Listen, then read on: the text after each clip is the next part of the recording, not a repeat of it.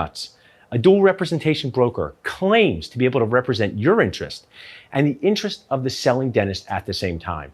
So if you only listen to this much, just know that working with a dual representation broker can burn your nachos in making the most important decision of your dental life. My goal as Dr. Paul Goodman, Dr. Nacho, is to help you with the 4 most important decisions you will make in your entire dentisting career, or what I call the circle of dentisting life. Finding your first job, buying your first practice, hiring your first associate, and selling your only practice. Dental school teaches us a lot about the Krebs cycle and how to make a mediocre bite rim, but not enough about our dentisting core.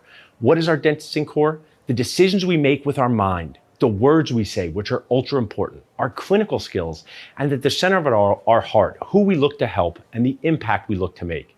Making mistakes in the 4 biggest decisions of your dentisting career can cause so many problems. And I want to give you actionable takeaways in each one of those steps. So let's talk about finding your first job.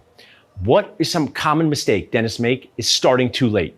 Finding your first job should start day 1 of D1, not applying for that job, finding it. ABC, always be connecting. Meeting people in industry who can help. Who are these people if you're a dental student? Who should you reach out to? Go to in-person CE events. Sit next to dentists that look older than you and meet them. They may not be looking for an associate, but they may have a friend who's also looking. When you go to sign an associate contract, do not sign one without having a dental-focused attorney review it. As Dr. Nacho, founder of a 30,000 member plus Facebook group, I get poignant messages daily from dental associates who did not have anyone review their contract and now they have a problem. Problem getting paid, problem with their restrictive covenant. So get a dental-focused attorney to review your contract. Nothing bad happens. Either the dental-focused attorney says, hey, this contract looks pretty good, let's ask for a few things here, but if we don't get these things, it's still a good contract. Or they say, there's 14 red flags and I haven't gotten to page 2 of that contract. So that's finding your first job. Buying your first practice. The mistake I made was with us buying a second practice, but we overpaid by at least $30,000, and here's why. Cash flow is so important. So this $300,000 practice was only profiting $100,000. So another actionable takeaway. A good way to value a practice is 2 times the net profit, 1.5 to 2 times the net profit, not just 70% of collections. So this broker valued it at $215,000 and we just paid it. There were no Facebook groups, there were no podcasts. We didn't have information on this. We just paid the asking price. And I know that we could have paid at least $30,000 less because it was a practice that was in distress. So if you're buying a practice that's in distress, the owner is sick, they have to sell quickly. That is an unfortunate life circumstance for the selling dentist. But you as the buyer, that practice doesn't have the same value as one where the owner might be able.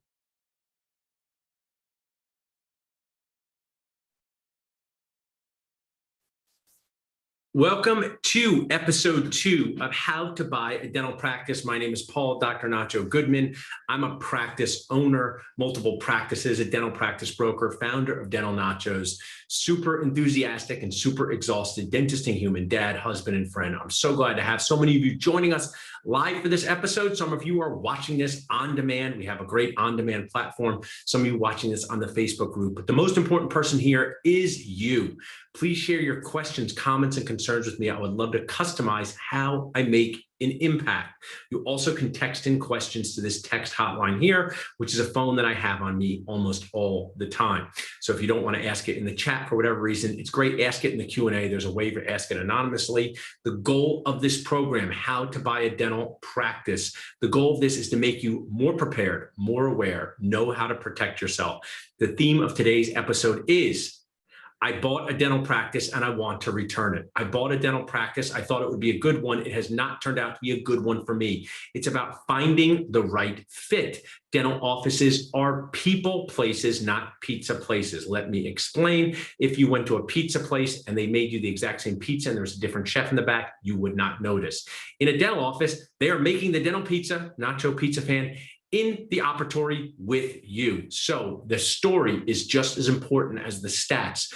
People are just as important, if not more important, than numbers. So I know my dental people, we're going to see this in a video. You want to know the probing depth of 15 distal lingual, even though you can't even see 15 distal lingual. You want to know before you make a decision. So I know you want to know about EBITDA and profit and staff overhead. Those are important, but the story is just as important. So we're going to go through a fun video, but it would be awesome if you just took a minute. I'll give you guys 30 seconds to put in the chat a question, to put in the Q&A a question. You're here with me. I'm hanging out with you. We'll do more in-person stuff, but we're hanging out virtually, face-to-face here. So put in the chat, put in the Q&A. What's one thing you would like to learn in this sitcom-like show? I'm a child of the 80s, so I love sitcoms, Family Ties, Cheers, Growing Pains, Who's the Boss, all of those things.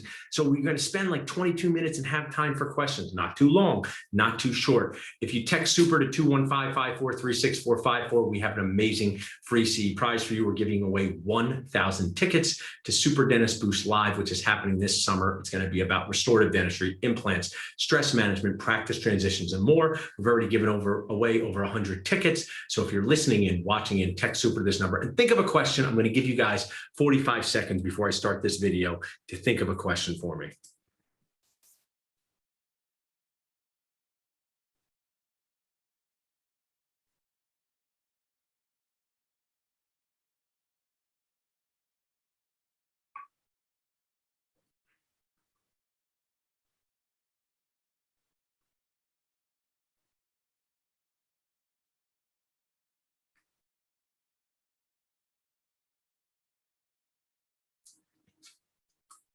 How do I make sure I'm not overpaying for a practice? How do I make sure I'm not overpaying for a practice? Two things to this.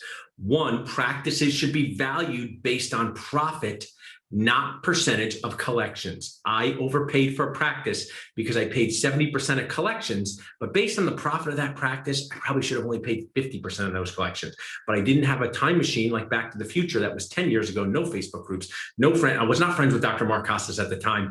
No podcast, so we overpaid for that practice. I likely could have gotten it for at least $30,000 less. So how do you make sure you don't overpay for a practice? Value it based on profit, not percentage of collections. However, I want to layer in the story part. If you're in a high demand area, this is the biggest decision of your life. It's okay to pay above that price if it is a fit for you. If it is a fit for you, that was our second practice where I had overpaid for that. So I wish I could go back and pay less. I still have the practice. There's been ups and downs with the second practice. There's been good parts and challenging parts, but if it's your first practice, you have to layer in, what does the profit say? What does the profit say? Also, how much demand is there? Because the bank will often loan, most of the time loan, between 85 to 100% of collections. Because take home point, the bank just wants you to pay the loan. They don't care how much money you make. The bank just wants you to pay the loan. They don't care how much money you make. So if you buy a practice where the owner is making $300,000 a year and you buy it and you're only making 200, but you're paying the loan, the bank is happy. So the bank is there to be the resource, because unless you have a big pile of Scrooge McDuck money, you're not going to have just this bank account that has $800,000 in it. But what you earn as a dentist, that's up to you. We're going to talk about the team, your financial planner, your accountant, your coaches, your attorneys. So let's watch this video. Let's break it down. I bought my first dental practice and I want to return it. One of my awesome coaching clients bought a dental practice and she wanted to return it. She still wants to return it because things in her life shifted.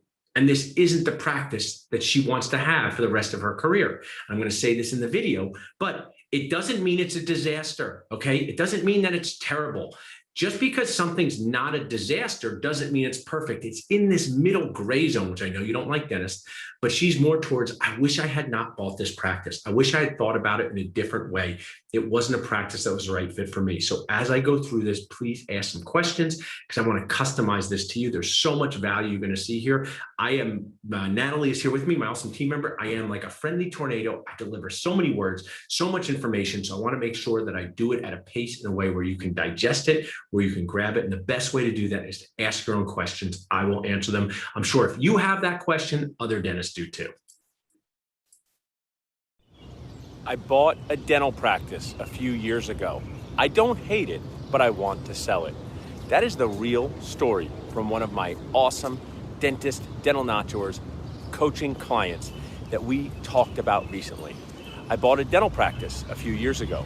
I don't hate it, but I want to sell it. As I walk around the park here, let's talk about how this happened and why the story in buying a dental practice is just as important as the stats. So this awesome dentist was an associate, didn't like her associate job, and bought a PPO-driven practice. This practice was collecting about $700,000 a year. It provided solid income for my Nacho coaching client. But what happened over a few years was that the life situation and the dental desires of this dentist shifted, changed. So this dentist, who didn't like her associate position and bought a practice that collected around $700,000 a year and was PPO driven, a few things happened. So let's pause and bring to life, BTL, an important point, your life situation. Who talks with you about your life situation? Your coaches, your accountants, people like that, but also your spouse to be, your family. So is this fit into your life situation? As we're going to hear out of this practice owner who's awesome, when she had more than one child, sometimes the mom responsibilities conflicted with her practice owner responsibilities. And what she was having a challenging time doing, as we're going to hear, is getting an associate to work in a PPO-driven practice can be challenging and still make money as the practice owner. Because please remember this golden nacho tip: when you buy a dental practice, you are paying the loan. So if the practice owner is making $160,000 and you buy it, you're going to pay the loan. It's not going to feel like $160,000. So what you should do before you buy a practice: break down the money with a dental focused accountant. Pay, look at it and say, if I buy this practice and do exactly what the dentist did, what is that going to feel like to me after debt service? What is that going to feel like to me? Because if I'm making $280,000 a year as an associate for a DSO, and I'm going to take a step back financially, make 180, that may be a fit for you. Maybe your spouse makes money. Maybe you've saved money. Maybe your lifestyle can take that adjustment, but many dentists cannot. So it's very important that you examine your life situation. We have a question. Awesome. I want to answer it. So at what point is it appropriate to start looking for your own practice after dental school? Awesome question. You should start evaluating. So when should you look for a job? When should you start the process of finding a job? First day of dental school. When should you start the process of applying for a job? D4 or your GPR year. So you should be evaluating, investigating, looking at practices, developing relationships. ABC, always be connecting with brokers. Watch out for dual representation brokers. Episode 1 went into that in more detail. Dual representation brokers, I work with one. That's why I had a challenge with some of the practices. It's nacho nuts to me. But start looking as soon as possible. As soon as you want to buy a practice area, start looking, but it might not be the right time to actually start buying it, because are your dental skills ready? Are your people skills ready? Are your management skills ready? This is such a big decision. Stay as an associate, as an aunt or uncle of the practice instead of a parent. So your responsibility is taking care of your patients, learning how to work with a dental assistant, and not having the pressures of ownership if it's not the right fit for you. There are great leaders in our space. Some I am friendly with, some I've done a book with, who bought a practice right out of dental school. Just because one person does it doesn't mean it's the right fit for you. I'm not saying don't buy a practice out of dental school. What I'm saying is this is such a huge life decision. Make sure you're making it with eyes wide open. Make sure you're preparing yourself. And the key part, make sure you're comfortable with clinical dentistry, so you can do crown preps and manage. So you can do crown preps and get a knock on your door that the sterilizer is broken. So you can extract teeth and also referee some fights between your team members. That is one of the challenging parts of shifting from associate to owner. But it's great to be connecting with brokers, great to be connecting with bankers, great to be developing your team. You're going to hear this more often, but if you would like to get our entire Nacho transition team, just text NTT to 215-543-6454. Some of them are awesome sponsors and key resources of the group. Some of them are people I collaborate with, but you're going to want to build this team. Who should be on your team? Dental focused accountant, dental focused attorney. The bank is going to be on your team. Perhaps a practice management consultant, a buyer coach, a personal confidant, someone to evaluate the insurance aspect of the practice. These are the team members you want to start connecting with to see how they're going to help you. He had more mom responsibilities and wanted an associate to come into the practice to help. Totally normal. But a $700,000 practice golden nacho tip: DSOs, when they buy a practice, if they earn 10 to 15. So no worries if you don't hear the exact wording here, because I'm going to bring to life the important part. Buying a $700,000 insurance-driven practice is great for the owner if, let's say, they make 35% profit as the owner, the money for the owner. Another thing I'm just going to share, a golden nacho tip. EBITDA is not really something you talk about for a solo GP. It doesn't mean it doesn't work at all, but EBITDA has to do with the profit of the practice after paying a dentist to work in that practice. But I'm going to share with you why a DSO likely wouldn't be super interested in this practice, because a DSO, a corporate group, my brother and I, we're a small group. Why would we not want to buy this practice? Because if we buy a $700,000 practice and we have an associate run it and we do an awesome job, here's a question for you. We got more and more people coming into this chat. If I own a $700,000 practice, Dr. Nacho's side guac practice, and I have somebody with the initials in this chat, MK, I just saw him, he's a great guy, run that practice and be the dentist. What percentage profit do I make as the owner after I pay Dr. Associate MK? What percentage profit is good for me to make? Give me a range, 5%, 10%, 15%, 20%. Give me a range in the chat.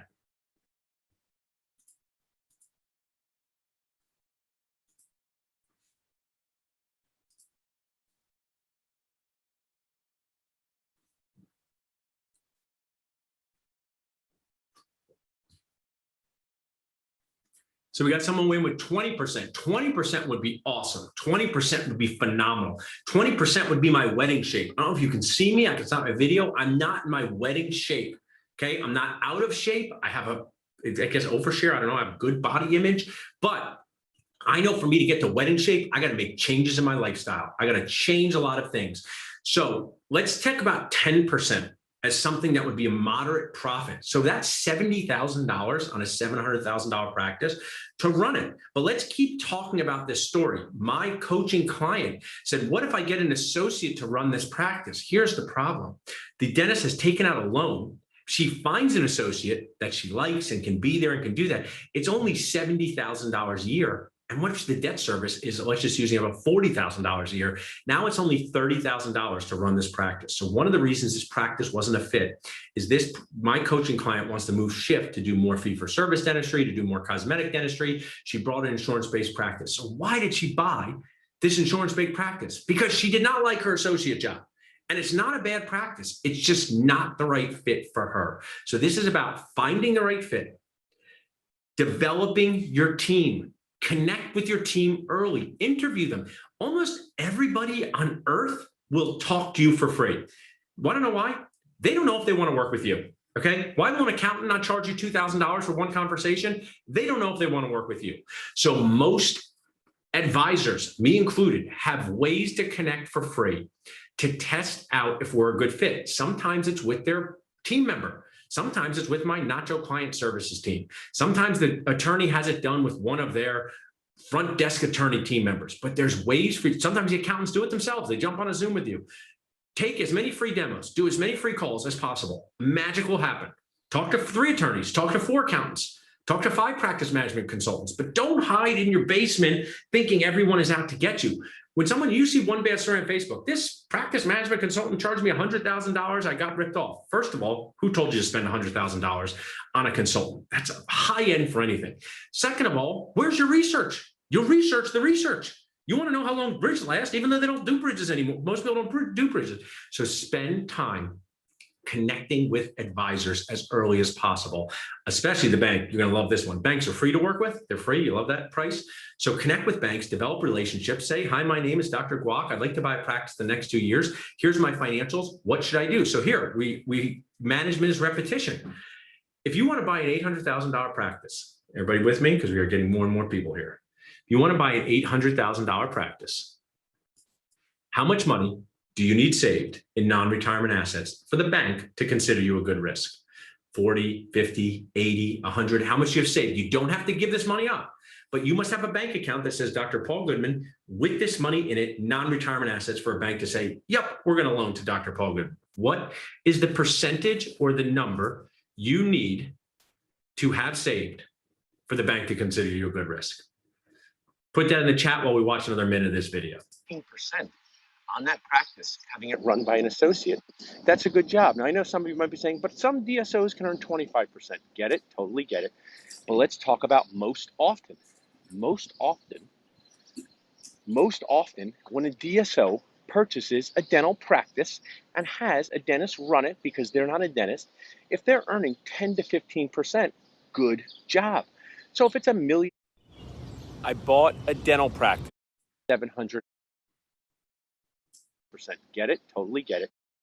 A dental practice and has a dentist run it because they're not a dentist, if they're earning 10 to 15%, good job.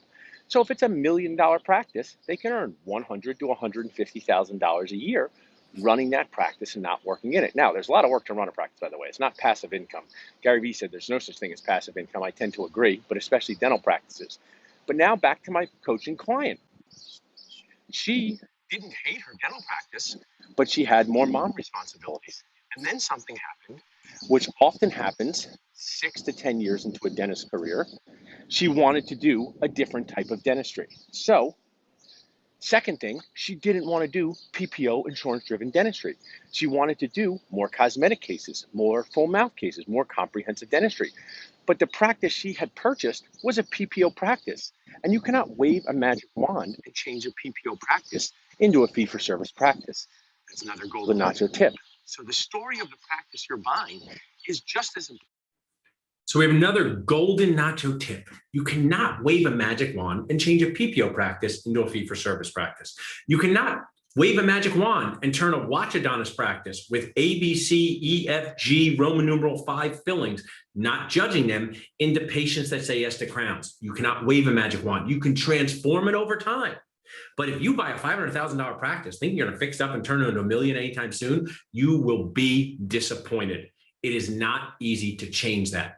So it's important, if the dentistry in that practice is not something you want to embrace most of the time, it's not a good practice to buy. Not a good practice to buy. This happens, one of the biggest things you should ask yourself, so if someone just popped in for 5 seconds, what is the number one thing I ask when I'm selling a practice and I talk to someone, I'm like, hey, you want to buy this practice? You signed the NDA. Did you look at what procedures the dentist was doing? If you can't replicate those procedures, number one thing. So if the dentist is doing 20% clear aligners and you don't know anything about clear aligners, not a good practice. The dentist is doing 2% clear aligners and you want to learn about them, cool. If the dentist does 30% endo and you do not like a K file, not going to be a good practice for you to buy. But it's also about the feel of the dentistry you're doing. So if it's an insurance-driven practice where people do 1 crown a year and you go to Link Harris's right courses and you go to Coy's and you want to do more than that, it's not going to be a good fit immediately. And how long will it take to transform it? Sometimes they never get transformed. If you went to Chipotle and tried to transform that into a fancier place, my favorite place in El Bez, that's very difficult. So don't hope.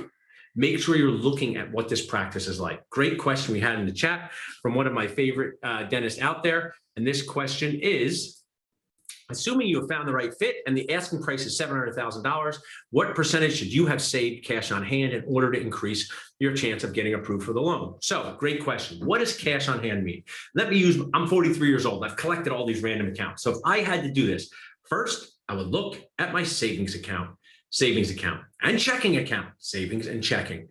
Then my Vanguard account, then stuff in a Schwab account, non-retirement, not 401k, not IRA. It could even be stocks, but if it's, or now at the recording of this, Bitcoin, it's kind of a roller coaster. I own no Bitcoin. I don't know how it works.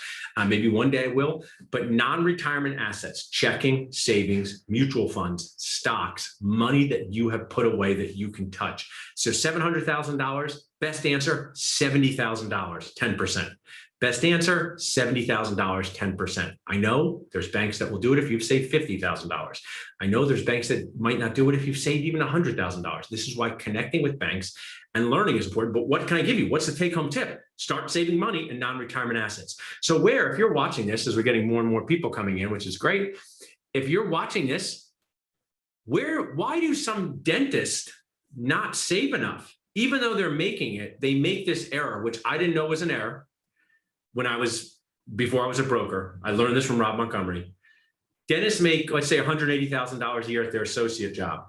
They only need $120,000 to live on. Now they have $60,000. After taxes, that's $40,000. So they have $40,000. Where do you think, your dentist, you think like a dentist, where do you think they put this money, this extra $40,000 to make themselves feel good and make them bad risks for practice buying? I didn't know this was a thing. This is such a golden nacho tip. Do not overpay what? Don't do it because it bothers you. Don't take care of this faster than you need to at the expense of non-retirement assets. Where are dentists putting too much of their extra money into early in their career to make themselves feel good, but hurts their chances of buying a practice? Starts with an L. Anybody want to guess? Starts with an L. Student loans, 100% right. There was a story from Rob Montgomery of an amazing dentist who had paid off like $200,000 in dental student loans, lived in with her parents, couldn't buy a practice, had like $2,000 in the bank. She had saved 100 of that 200. So we have an actual awesome sponsor, Travis Hornsby. I don't know if you know Travis Hornsby. He's like the Batman of student loan planning. If you in the chat and say, connect me with Travis Hornsby, or email Travis Hornsby, totally a sponsor of the group, to salsa@dentalnachos.com. One of my favorite newest dentists, 4 years out of school, said, Paul, of all the people that you bring to us for all different things, Swell sponsored for reviews, Local Med for online scheduling, Travis Hornsby was the best. Him and his wife figured out their loan planning. He will tell you if you're either doing a great job or you need to shift strategies for some crazy low price. I mean, every time I look at his pricing for it, I'm like, I wish this should have been available in my generation. So if you want to know how to pay off your loans in a way that makes sense, he knows all the iPay, the repay, the e-pay. It's so critical for you to figure that part out. And that's like, I tell you all the time, somebody could read how to do bonding and etching, but if they're not a dentist, they don't really know. You could read loan documents, but if you're not an accountant and you're not a Travis Hornsby, you don't really know. So make sure you're relying on people who do this all the time with your once big giant life decisions, which is buying a practice. So what I like to do in these shows is to always put this slide up, because this is the whole thing. This is the circle of buying a practice life. Take a picture of it, screenshot it. I'll wave to you. Hey, this is me. This is it. Take a picture of that. Why do you want to buy a dental practice? How to get started, where you should buy a practice. If you buy a practice where there's less demand, you're going to get a better deal. You're going to get a bigger practice. We just sold a practice 2 days ago that I've had on the market for 18 months. It was sold to a corporate group because I couldn't find a private practice dentist who wanted to move there. I'm not judging them. I live in Center City, Philadelphia. I like to walk out my door and have 5 coffee shops. I understand that's my life. But if I want to buy a practice in Philadelphia, I might have to wait a long time. If you're geographically flexible and can go 2 hours outside of Philadelphia, you're going to get more options. But that's got to fit into your life situation. Remember, the right fit fits into your life situation. Golden nacho tip. You take the right fit, you take the story, you take the stats, and you put it into your life situation by working with your team of advisors. Mark Casas talks about his dentist decision-making board, his team of advisors, who should be on your team to protect you, when you should connect with a bank. You can connect with a bank as soon as possible, so you start developing relationships. Then they're going to know you when it comes time to apply for a loan for a practice. What helps you with success, prevents too much stress, and reduces crying inside. All of these things I've talked about.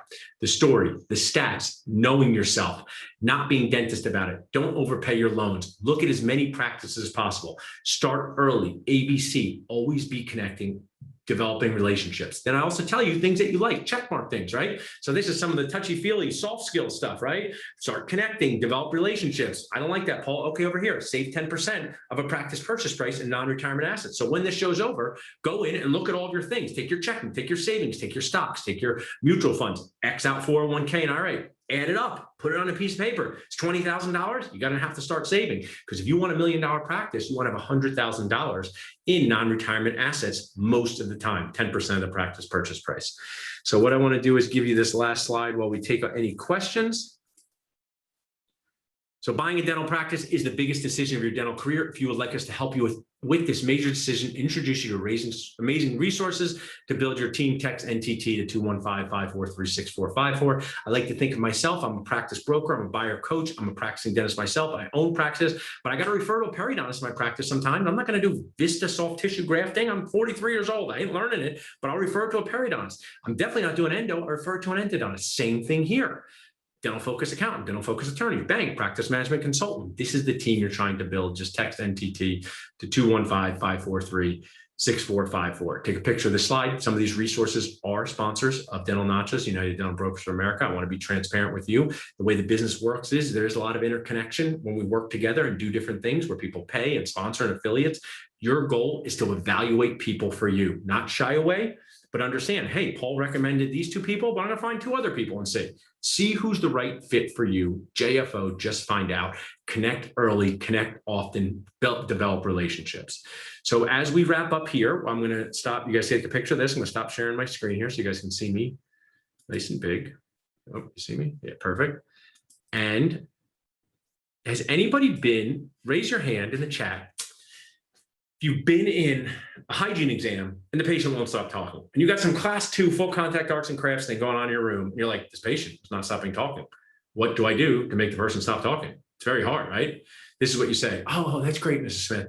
What questions can I answer for you about your night guard? What questions can I answer for you about your perio? What, not do you, yes or no. So I'm going to say the same thing to you guys.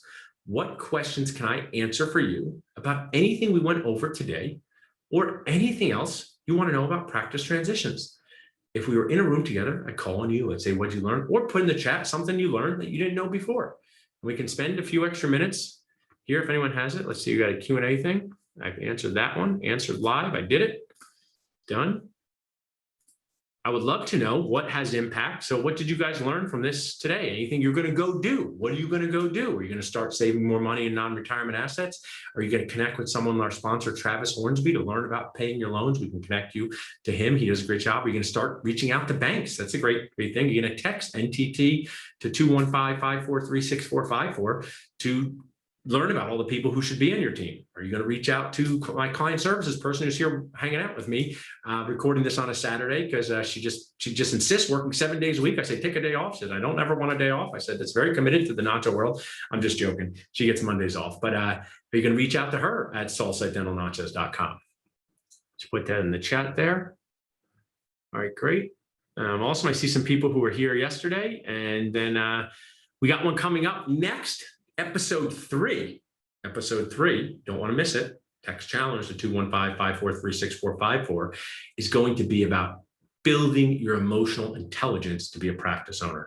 I'm bringing an amazing resource, a management coach. I'm going to interview him, Mark Dorio, building your emotional intelligence to prepare you for practice ownership, how to avoid crying inside, how to manage your team, do those things that they definitely do not teach us in dental school. They probably really can't teach us in dental school. How can you start preparing for that? Here, got one more question. I missed yesterday. Where will it be available? Great question. This is what I love to do. Notch TV. We got a Facebook group. Natalie's going to put it in there. You can watch it in the Facebook group. Natalie, tag them in the announcement. So episode 1 is in there yesterday. I hope you like it as much as Netflix or Hulu or whatever you'd like to watch. I don't know if it's as funny as Schitt's Creek, but maybe close. Maybe that's what my aunt said. So you can watch it in the Facebook group. Share the Facebook group with your friends. This entire challenge, totally free. No refunds because it's totally free. It's fun, and it's going to go through. We're going to have episodes coming up where we interview people live here, and then that's going to be in the public Facebook group. You can add your friends to it.